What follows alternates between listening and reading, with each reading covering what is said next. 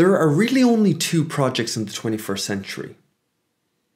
One, getting off this planet. I know that seems a bit absurd, but give it a moment. I want more energy, more potential. I want more experiences. I want more resources. I want more fun in my life. I want to be able to offer more things to other people. I want to create things. I want potential and energy. Energy being the very key component there. Because to do any of these things, to travel further, to talk to more people, to have all of these experiences, to bring everyone in close together, A, I need to offer my own energy, but B, it takes a bit of, oily energy too. That project has to eventually aspire to get off this planet.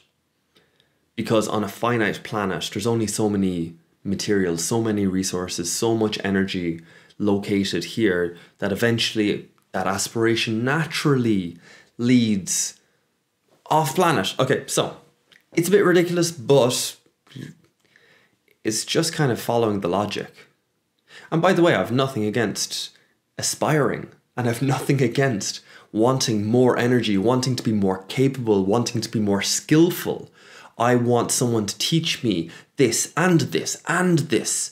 And I want these instruments and I want these things so that I am as big as I can be, as great as I can be, as experienced, as well-rounded, as wise as I can be. It's aspirational. I want something. It's the thing that draws us forward. Fair. Project number 2 is all of us getting along long enough that we actually get there. And I mean that both on this planet, but I also mean however we get there, whatever the mechanism is, might not be a portal or a wormhole that gets us there instantly. It might be something that takes hours, it might take years, it might take generations. That's where technology is at the moment. And can we get along through generations without wanting more, to the point where we start bumping up against each other's boundaries and we start wanting their stuff? Because if it's on a spaceship, they're really...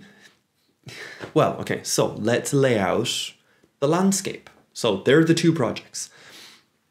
Your answers are Elon Musk actually trying to get off the planet. You have your Silicon Valley techno-optimists who think that our desire for more will be satisfied by the digital world, because we'll be able to expand and we'll reach the material limit, but then we'll be able to expand further into the digital. We'll aim for bits instead of atoms.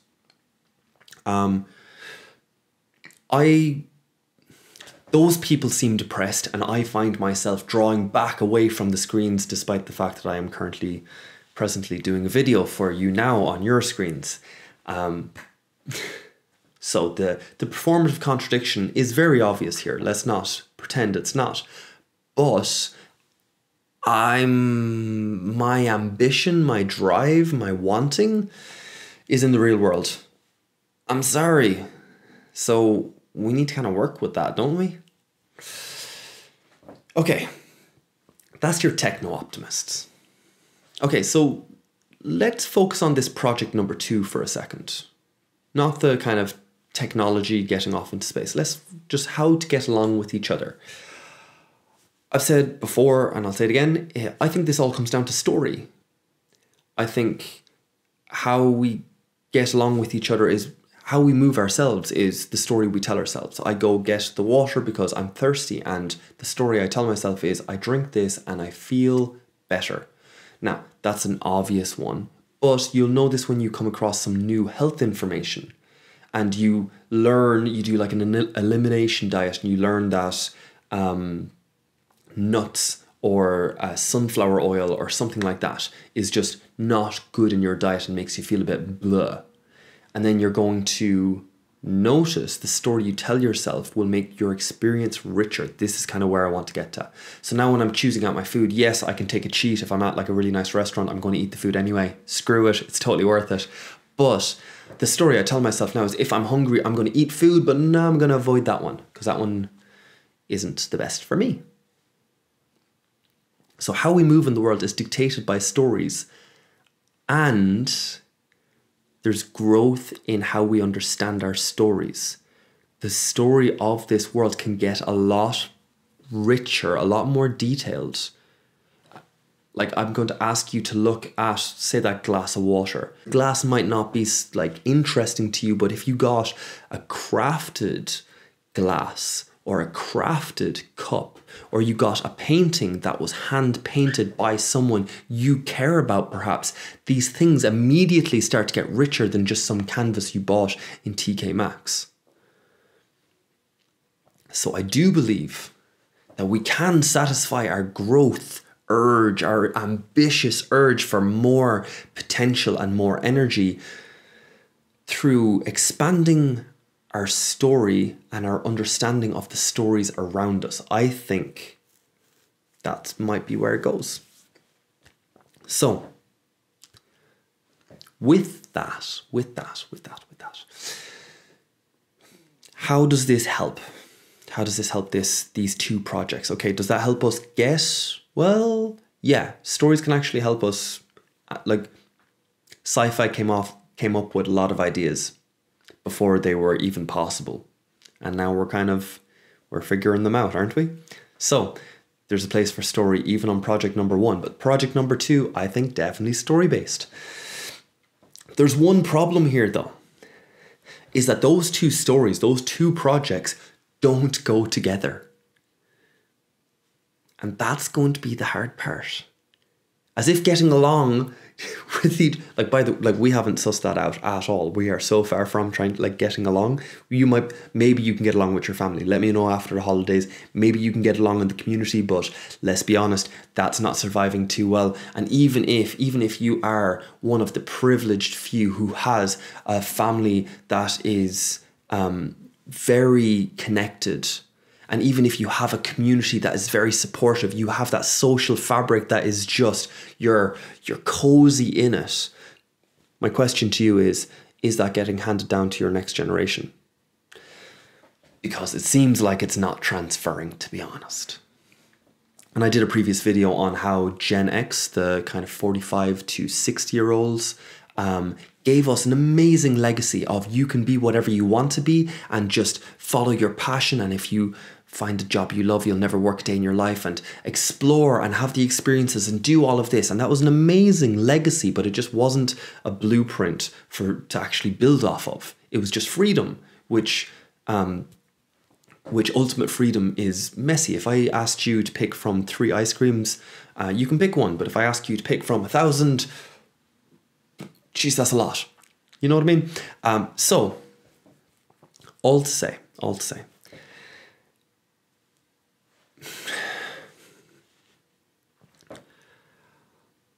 we're not too connected. We're not getting along great. We're being satisfied. We're being kind of tempered down. We're being sedated. Whatever language you want to use around it. Whether it's chemical or whether it's entertainment or whether it's just expectations and social pressures of don't step on anyone's toes. That stuff only lasts so long. We need to really figure out how to get along with each other. And I really mean that. And I think it's going to be through story. Hence why I'm doing all of these videos. Hence why I want to invite you to the workshops where we talk about virtues and aspiration, and something where we can actually come together to aim at that. And we can have our disagreements and still aim at that. And I can still call the person brother or sister. It still works. And the minute I say brother or sister, instantly my head goes to a cult, but whatever. Now, tangent aside, thank you so much for your time and attention already for that wee tangent. But coming back to the two projects, they don't go together, because from project number 1 for getting off of this planet, that is aspirational, that is material intensive, that is energy intensive. Your scientists are going to need to say, I want, I need, so that we can just theorize, so we can build the experiments, and so we can actually build the equipment to get us off the planet. It's going to be I need, and we're going it needs resources. For project number 2, we're going to need to be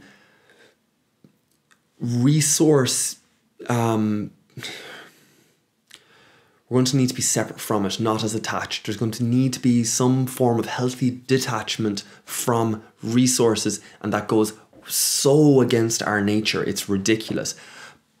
But let's give an example, because you put it into your town and you say, like, you know, share your food with your neighbor and all the rest, and that looks ridiculous. It looks absurd. What are you on about? Don't be daft. My neighbor has terrible taste in food. I'm not sharing my food with him. But let's look at the oceans. Let's look at something big. And we are overfishing the oceans. We're taking out too many fish. There's only going to be about 10 years left of that, max. I'm sorry if I'm the first one to say that to you, but yeah. So we're going to need to either stop before that deadline, or we're going to need to like replenish the oceans and hope that we can somehow teach I don't know, okay, whatever way we get around it. But look, ideally, we find a way where we don't overfish, where there's communal access to that resource. Now, this is your multipolar trap. This is your Moloch. This is your game A. Like there's look up game B philosophy. There's loads on it. Look up a article poem called Meditations on Moloch. Bloody great. That if you do anything, check that one out. Or multipolar trap. Any of these words will get you into the space of. The example I used last week was if you're in a stadium and one person decides to watch or to stand up to get a better view, eventually everyone has to stand up to see over his head, and so eventually everyone ends up standing up, and now you're all just watching the game, no one's any better off, and now you're all standing instead of sitting, and it's less comfortable. So getting around that problem is ridiculous, and it's going to need to be detached from resources. There's going to need to be some form of just kind of, I feel safe, or I don't know what the first-hand experience is going to be, but there's going to need to be communal access to resources.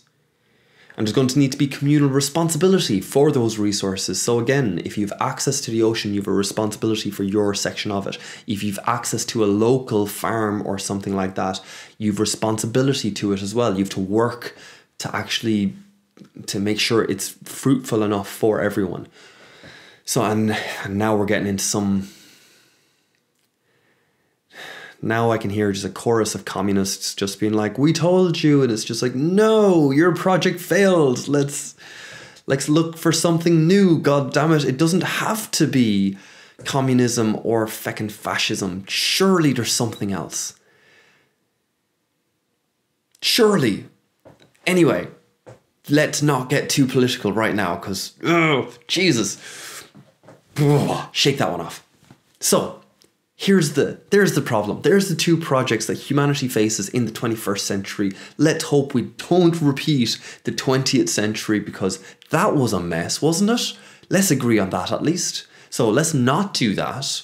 Let's hold on to our aspirations, because we want a North Star. We need a North Star. We need some form of, like, you know, promise or something to move us in a direction. We need that. It can't just be like, yeah, we need aspiration. It has to be aspiration as well.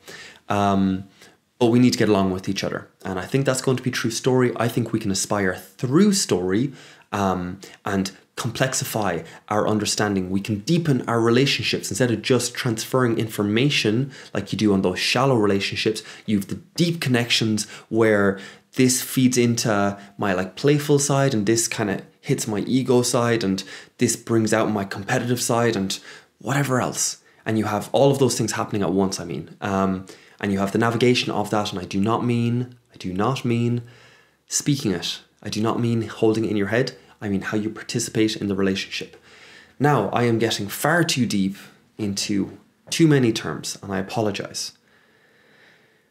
But there's a lot that we need to do. There's a lot for those two projects. If we take them seriously, there's a lot to do. There's a lot to figure out.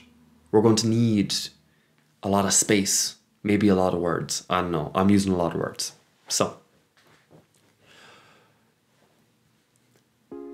that's it for this week. We're going to get off this planet and we're all going to get along. How we're going to do it, I don't know. Are the people who are trying to get along, are we going to allow the scientists to take all the resources while we find a way of not taking the resources? Bloody hell. So, thank you for your time and attention. I hope you've had a great week. I hope you are looking forward to the week to come. I don't have a solution on this. I just have a question.